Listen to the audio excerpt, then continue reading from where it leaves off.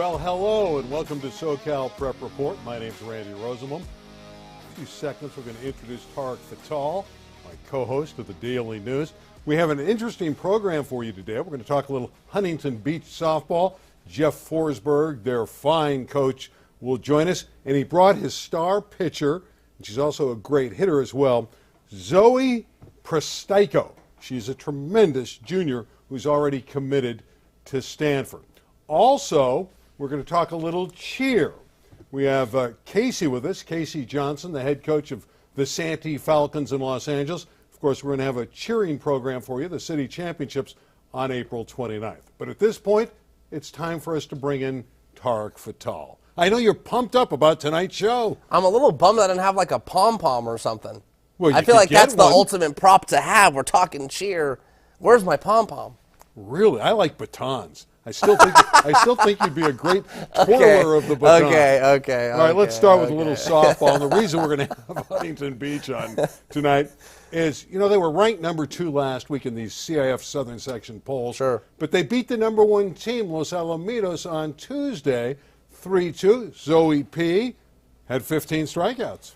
Listen, if there's any time to be playing your best softball, it's right now. Priming for that postseason. I know kind of out in my neck of the woods for the Los Angeles Daily News, our number 1 team's Oaks Christian. They have one loss. Who's it to? It's the Huntington Beach. So they've clearly got to be good. I know they're priming themselves ready for the postseason, and that's when those games really matter. Yeah, let's give some love, too, to Leo Loomis, who hit the game-winning homer against Los Alamitos to bring them a victory in the 6th inning. They won it, obviously, in 7 innings, but the home run came in the 6th, and they won the contest 3-2. Those teams will have a rematch next week. There's the final score. The Oilers over the Griffins, and Zoe Prystajko again with 15 strikeouts in the game. All right, let's bring in our guests from Huntington Beach, the head coach, Jeff Forberg, and Zoe P. You know, it's interesting, Coach. You played today, had a nice win. You had an 11-0 rout over Newport Harbor. Life is good at Huntington Beach. Why are your Oilers playing so well? And welcome to the program. You know, I think for us this year, our team chemistry is off the charts. I mean, we've been literally been practicing since the last out of last year's playoff game. The kids wanted to stay together. They wanted to make a deep run in the playoffs, so we actually practiced all through May, June, July, August, September. It was crazy. And it took us a little bit of time with the weather to kind of get organized, but we just got great quality kids, great character kids. We just are really gelling at the right time.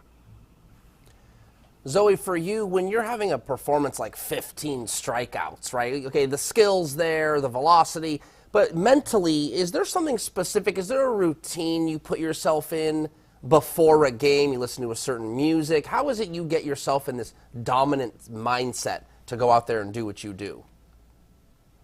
I think I really just try to stay calm and focus on staying in this neutral mindset. I know a lot of us like focus on it throughout the whole year, like not getting too high or too low, but being able to stay confident in myself and expecting like the best outcomes for myself. And when they come, like not focusing on it too hard, but just always focusing on what's coming next. You know, Zoe, for my one Little League performance when I pitched, I really struggled to hit that day. Now, you're obviously great at both. You have, the last time I checked, you had 8 homers, and you're doing a tremendous job in the circle. How is it possible, and how are you able to be so good at both at the same time? I couldn't do it. I think it's focusing on like not the outcomes of either, because I mean, if I have an off day in the circle or an off at bat, I mean, I still have to perform in the other half of that game. So I think having short-term memory and being able to get through the next thing and having a lot of hard work and like focusing on my teammates really helps me. Jeff, for you, your team has coming off some really nice wins, like Oaks Christian, taking out Los Alamitos. How do you, kind of coach through really, really nice wins, but keeping your team level-headed? You know, what goals are in mind for your team? And kind of like what Zoe said, maybe not getting too high or getting too low. Are there some challenges that come with some really, really big wins? Yeah, we've kind of managed that really well this year. my philosophy coaching is team first, and we try to use the whole roster, which is unique. I think, especially in high school, where most schools may only use 9 or 10, we use everybody. So we want everybody to be seen valued in some fashion, and realizing that some of us aren't going to have our best times, best days, but then we got somebody to pick us up. And so when everybody believes in the cause and believes that they're going to have an opportunity, I think we as a team can play well, and that's kind of what we've been doing. Zoe talked a little bit about staying neutral. I picked up a great book over the summer called When It Had. It's by Trevor Moab. He's a sports psychologist who passed away recently. And he talked a lot about just staying neutral and not look at the outcomes, just look at what's the situation and move forward, not be overly confident, but then not let mistakes hinder you. And I think our kids have kind of taken that approach. I mean, we're a very cerebral team. We got really smart kids. I mean, Zoe's obviously going to Stanford, but we got a lot of kids behind her that are smart, going to colleges and getting good grades. And I think as a whole, we've all kind of believed in each other for the first time.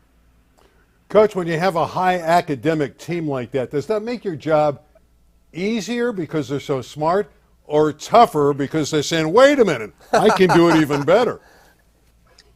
For me, it makes me a better coach because I can't just throw things out and, kind of make things up and act like I know what I'm doing, because they'll call me out on it. So I have to put in the time and the research and the preparation to actually prepare myself to coach them, because they know what they're doing. And if they have that, mentality that, the old guy might have a clue, then everything's great. I think having the smart kids really, really helps me become a better coach. Zoe, you're pretty much the number one team in Southern California, at least the CIF Southern section for sure, after those wins you've gotten. What are the goals for this team? Are you guys, and what is the approach? Are you guys one game at a time? Oh, we got to win league. Do you guys talk about winning a CIF championship every day? What are your goals, and what is the approach to obtain those goals? I think definitely it's amazing to kind of think in the future and think, oh, we could win CIF or we can win league. But for us, it's definitely one game at a time. It's been really crowded because of the rain and scheduling. We've had multiple games in a row, and I think splitting it up between each day is what really helps us be successful. Zoe, you're only a junior, and you've already committed to Stanford. It's a great choice with a rich tradition. Why so early? Why make that commitment right now? I mean,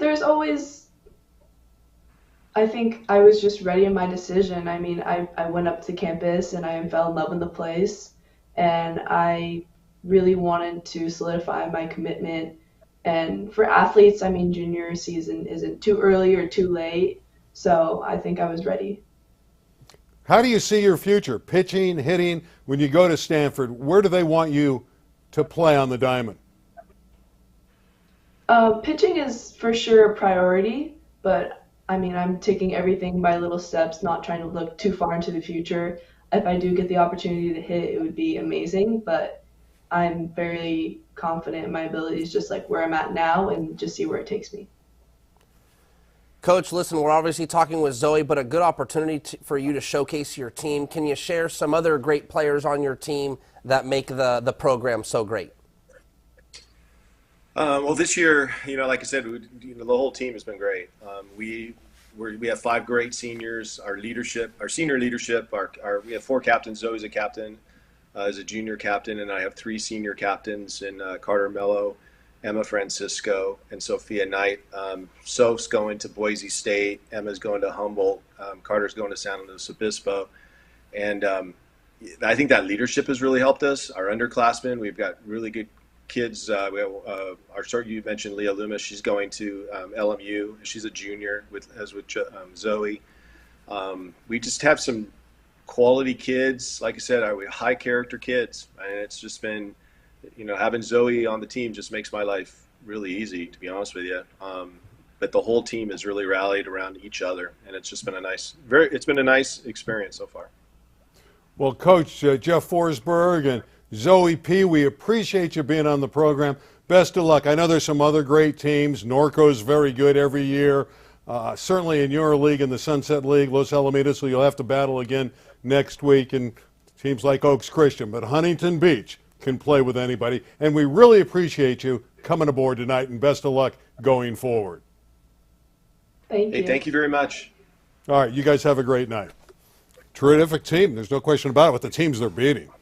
The one thing I know about softball is if you got that killer pitcher, you got a great chance to win something real special. And with Zoe, Huntington Beach certainly has that opportunity. 15 strikeouts against Los Alamitos, who was the best team in the CIF at the time when she beat them earlier this week. All right, let's talk a little Granada Hills softball. They look to be the best team in the LA City section. They knocked off El Camino Real, who's won the city championship the last 3 years in the Open Division. And you can see by that score, they hammered them 9-4. Here come the Highlanders. I know this has been something kind of picking up steam the last couple seasons. They just haven't quite been able to kind of get over the hump.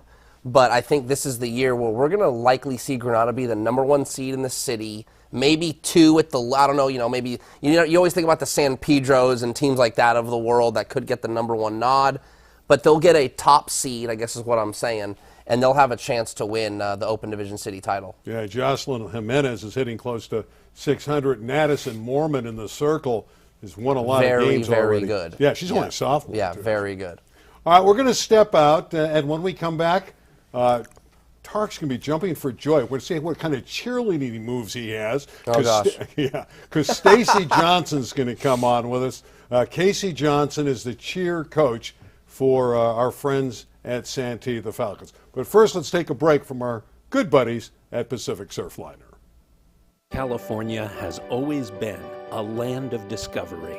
From historic gems to iconic beaches to top attractions.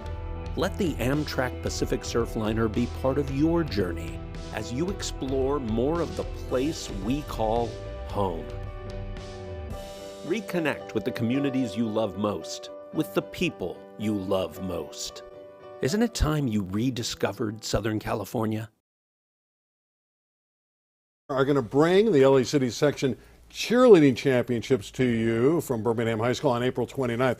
And one of the teams that's going to perform early in the morning, because we're going to start at 9 o'clock, is Santee with their head coach. Santee's got a great coach with a huge smile. That's Kaci Johnson. Casey's going to come up, and you're going to see this just absolutely brilliant smile. I wish I could smile like that. Kaci, welcome to the program. Hi, thank you. Look at that smile. Is that precious or what? And we understand you never were in cheer. Never. How'd you become a cheering coach at Santee? How'd that develop? It just so happened that when Santee opened up, they had a cheer coach for a little while. I stepped in and helped her, and then I took over the team. Santee opened in 2005, and I took over the team in 2007, and I've been a cheer coach ever since. Kaci, okay, we gotta kind of go back to the fundamentals here, and I think all the viewers will appreciate this. So when you think about a cheer competition, or you're watching it on TV, in so many ways, in so many words, how does a viewer, what are they watching for in a cheer competition? Or if you had to say, hey, keep an eye on this, what would that be? I'm watching cheer, coach, tell me what I'm looking at. Okay, so athleticism, we're a sport now, right? So you're looking at a lot of teams that are doing tumbling. My team does not tumble, so we focus primarily on stunts. Stunts are the skills that go in the air, catching flyers, doing different body positions, tosses. You're also looking at pyramids, which is involving the whole team to build something that is connected. We do dance, we do the cheering portion where we kind of tell everybody we are Santee, what our colors are. So you're at the end of that, you should know which school is performing and who their mascot is and what their colors are. And then a jump sequence, So there are several parts of a routine that you're looking for, and you just put it all together in 2 minutes and 30 seconds, which is not a lot of time, believe me. And you perform your skills. When the flyer's getting up in the air, are they getting graded on how high they're getting? Is technique, being organized in your movement? Are these things that are very, very important to a routine? All of that, but the biggest one is technique, right? Because you want to make sure that everything is safe. So they do have, safety judges at the competition. So although you're throwing up a stunt, you don't want to throw something unsafe. So they look at technique primarily, and then everything else comes after. But technique is a big deal, and making sure that you are doing a stunt that is legal and safe. Now, Kaci, you're going early in the morning. You're like the third or fourth team up. So just after 9 o'clock in the morning, probably about 9:15, 9:20, your Falcons are going to take to the mat. Do you like performing that early? Most high school kids like to sleep till noon. So how is your team going to adapt to the early morning showcase of their routine? Well, I told them this morning that our call time at Santee was 5 a.m. Because I like to make sure they're there on time and that they're, relaxed, stress-free, and ready. So, I like to get it out the way, get our jitters out before watching other teams. If we were at the end, we would have to see all the teams that go before us, and sometimes that's stressful. So to be one of the first teams to go, I'm actually happy with that, and they're okay with that as well. Well, now you say this is one of your favorite teams, and you've been there for 15, 16 years. What about this particular edition thrills you the most? This team is different. They're different. They work so hard. It doesn't matter when I ask them to practice, they're available. They've given up their weekends. We've practiced late. Their parents are supportive. They've traveled with us to competitions. It's just, they are very resilient. We are a team that when people try out for our team, they have no cheer experience, which is why we struggle with tumbling. So everything that they get, they learn it in our program, and they fight to compete with teams that have had cheerleaders their entire life. They are just a very hardworking, respectable team.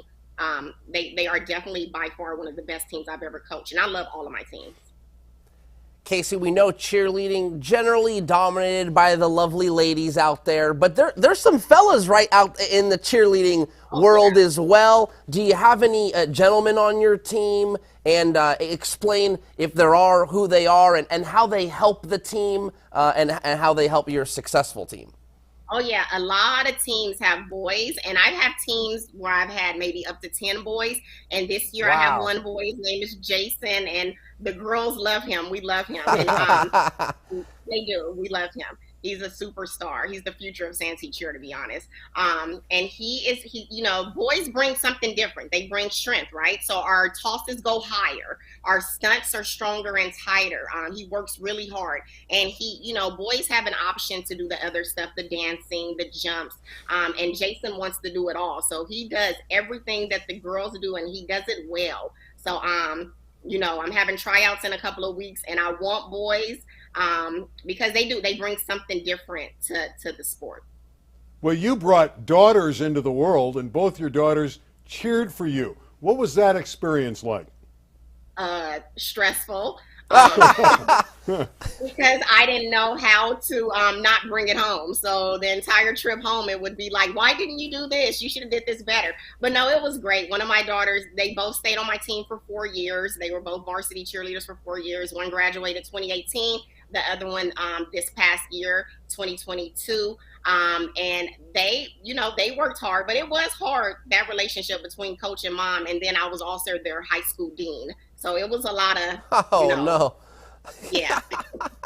Last question for you. How difficult, we all struggled with the pandemic, we know that, but how difficult when you're overseeing so many different kids on your team, how difficult was it for you to get through the pandemic and build the team back up? It was extremely difficult. It was a point where I didn't know if I was going to continue coaching. And that's why I love the team that I have right now so much, because they had to relearn everything. Well, they had to learn everything, not even relearn. They had to learn everything from scratch. So when you see the routine at city finals next week, just know that this is a team where most of them have never been on a cheer squad or competed before, and they have worked that hard just to make it to have a spot at the city finals, which is why I love them. Well, what we love is your smile, so make sure you bring that to Birmingham next week. And we appreciate you coming aboard, and best of luck for your Falcons, and we'll see you next week. Thank you so much. All right, thank you, Kaci. Isn't she a pleasure? Fantastic. Yeah, Listen, if they bring the same energy Coach Johnson does, they'll be just fine. Yeah, I think so. And I want to see you as a flyer. I think you'd be I might have I'm taking a flyer on you on the show. athleticism. I don't know, man. Well, I don't know, but you don't think I'm taking a flyer on you in the show? yeah, that's for sure. That's for sure. That's for sure. Let's talk some Notre Dame Sherman Oaks baseball. Number one team in the state. Yeah, they're good. They won the Boris. They won the South. Correct. They didn't want to play the teams from the North, I No, guess. I know, come it was a on, scheduling don't issue. do that. I get it. Yeah. But they won the Boris Classic, and they came from behind and won a dramatic game against Huntington Beach, That's right. ironically, who we featured on the softball. Their baseball team is as good as anybody around Huntington Beach. But the way Notre Dame rallied in that, they had 9 straight hitters reach base. They were way back. They won the game 8-6. If I'm not mistaken, they were down 5-0 in the 6th inning, 6-0, and ended up coming back and winning that game. Unbelievable performance. And I think what Tom Dill was most proud of is that the team showed some grit. What happens is when you're doing so well and you're rolling over teams, they only have 2 losses all year. So sometimes, as great as that is, you don't see a lot of resilience. You don't see a lot of hard times. How is your team going to respond? And in that game, Tom Dill, the head coach at Notre Dame, was, I think, in his 29th year as the head coach or something like that at Notre Dame. He ended up seeing what his team possessed, and that's grit, by coming back and winning that Boris Classic championship. Yeah, Colin Brown had the key hit, a double in that big rally in the 6th inning, knocked in a couple runs, and the Knights got the victory. And since then, they've knocked off Loyola twice to improve to, I think, 22-2 now. And they've shut out Loyola 8-0 and 9-0 this week. So they're obviously rolling and doing a great job. They'll play Loyola again tomorrow. Let's talk quickly about Yucaipa baseball. We kind of keep track of Yucaipa. They started the season slowly, but they're starting to play better. And they got a walk-off win today over Citrus Valley 6-5. Here's the winning hit from Danny Arambula, and you can see how excited they were. Yucaipa is always one of those programs. They're almost like, this is going to sound a little dramatic, but when you talk about... I want you to be dramatic. No, when you talk about like NCAA football or basketball, there was always like the blue bloods, Right. And I just feel like Yucaipa is always in the mix. They're always going to make the Division I playoffs. It's not surprising if they get to a quarterfinal, a semifinal, or knock somebody off. So to see them win in dramatic fashion over, I believe it was Citrus Valley, you said, not surprising. Wait a minute. Now, I was looking at a score, and Hart beats West Ranch 6-2. Drama in the Foothill League. Then, the next day, they forfeit the game. Yeah. Why? What happened? So Jim Ozella, Hart baseball coach, who's been there for forever. Great guy. He pitched a player for 57 pitches on a Wednesday. They won. He comes back. In baseball, if you're 51 pitches or more, you have to have 2 days rest before you pitch again. Well, on Friday, Ozella told me that he forgot how many pitches the young man threw on Wednesday. He pitched the young man again on Friday. That's a no-no. It's a forfeit. So Hart had to get hit with the loss against West Ranch. In the city, Palisades is playing terrific baseball. 17-2, undefeated, 7-0 in the Western League. They have a young man at Amari Yolis. I'm looking at his numbers. 476 at the plate, 23 in stolen bases, on his way to CSUN. I don't know if they played this year, Granada and Pali. I'm very curious who will get the number 1 seed in the Open Division. I mean, that's it. That's all I got for you. I don't know who it's going to be. Usually, Randy, the West Valley League gets the nod with that stuff because the league's a little more competitive, but Palisades might earn themselves the number 1 seed. And the Dolphins have a great pitching staff, and it's paced by Mason Edwards, who's 5-0, a lefty, who's committed to USC. Hey, anytime you've got talent, that's going to help you in the postseason, and there's talk about a roll of the dice when it comes high school baseball. And it just takes one good arm on that day. Anyone can win. And Palisades has 3 or 4 good arms, so they're locked and loaded for bear. We'll see how the Dolphins do, but the Valley's historically very, very strong in city baseball. Speaking of the city volleyball, I got to talk about Taft. We had him on our air against Chatsworth a week ago. Hayden Song is their terrific setter. They played a marathon of matches last week, and Hayden Song, the setter, played in 34 sets in 1 week. Taft has moved up to number 5 in the city rankings. Chatsworth's number 1, But how about a young man playing 34 sets in a week? That's unheard of. At that point, I think kind of just the love of the game takes over. Probably a little bit of ice is what he needed to get through the week. But for these young athletes, I think there's an element of it that they embrace it. You get to school, and then you just can't wait to play in your games in the afternoon or the evening. I mean, we've all been there, Randy. You just love competing, and I'm sure that's what's happening there.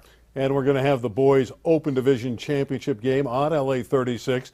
That'll come up May 13th, 6 o'clock, first serve. Chatsworth's the favorite, but Palisades is great, and University, who knocked off Taft last week, is really coming on. I had an opportunity to go out to the Collision basketball games this week, a girls and boys all-star affair that was played at Westchester. In the girls' game, the city has always been dominated by the southern section, but because of Westchester's great athletes, and in particular Riley Waugh, she had 28 points, 20 in the second half, and the southern section won the game historically, but lost this time. City beat them 91-89. It's 19-4 now.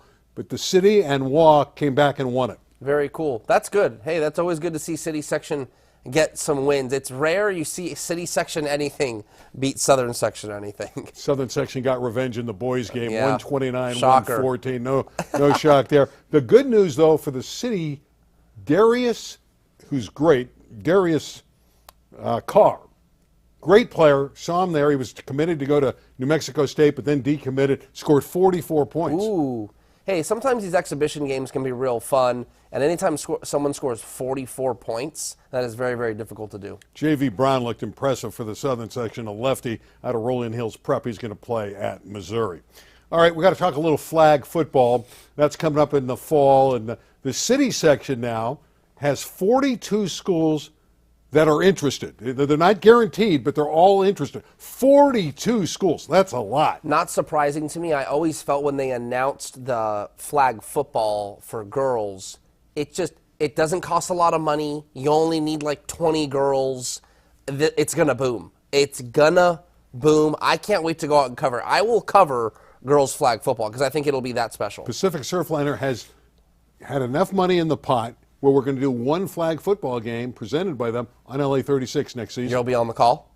I guess so, unless you want to join me. You want to do that? You like a little flag We could talk football? about it, if we it can makes discuss sense, Oh, forget it. You're not going to be there. I'm kidding. You're in the high rent district. I'm kidding. You'll probably be at KCBS that day anyway.